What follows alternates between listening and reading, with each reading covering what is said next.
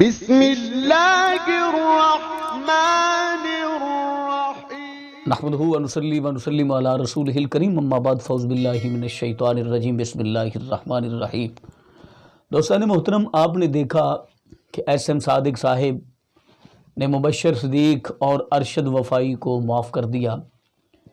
تو میں اسی حوالے سے آج گفتگو کرنے جا رہا ہوں ایس ایم صادق صاحب اور مبشر صدیق اور ارشد وفائی کے حوالے سے۔ تو مزید ویڈیو شروع کرنے سے پہلے ایک میری چھوٹی سی گزارش کہ اگر آپ نے ابھی تک ہمارے اس چینل کو سبسکرائب نہیں کیا تو ہمارے اس چینل کو کریں سبسکرائب اور بیل آئیکن کو دبائیں تاکہ اس طرح کی لیٹسٹ اور اچھی سے اچھی ویڈیو آپ تک بآسانی پہنچ سکے۔ دیکھیں، میں بذات خود بہت زیادہ خوش ہوں، بہت زیادہ راضی ہوں کہ ہمیں ایک پلیٹ فارم پہ ایز اے مسلم ہمیں محبتیں بانٹنی چاہیے، ہمیں جناب اپنے اختلافات دور کرنے چاہیے۔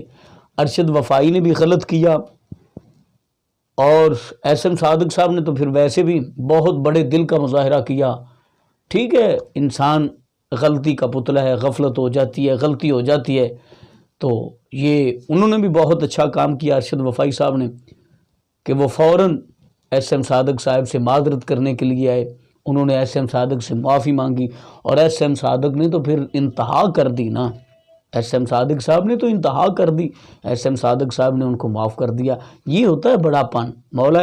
کائنات حضرت علی کرم اللہ وجہ الکریم ارشاد فرماتے ہیں کہ بہادر وہ شخص نہیں ہے، بہادر وہ شخص نہیں جو میدان فتح کر کے آئے،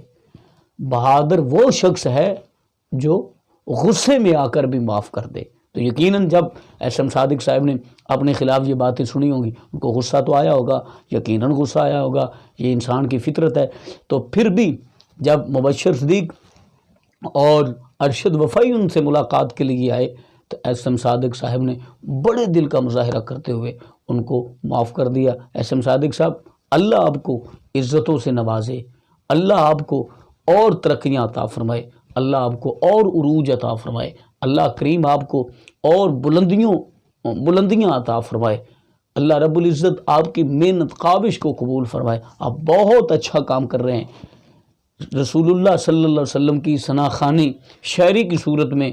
پیش کر رہے ہیں اور شاعری کی صورت میں نبی کریم صلی اللہ علیہ وسلم کی تعریف کر رہے ہیں، رسول اللہ صلی اللہ علیہ وسلم کا ذکر کر رہے ہیں۔ اللہ میرا اور ہمارا سب کا اللہ آمین۔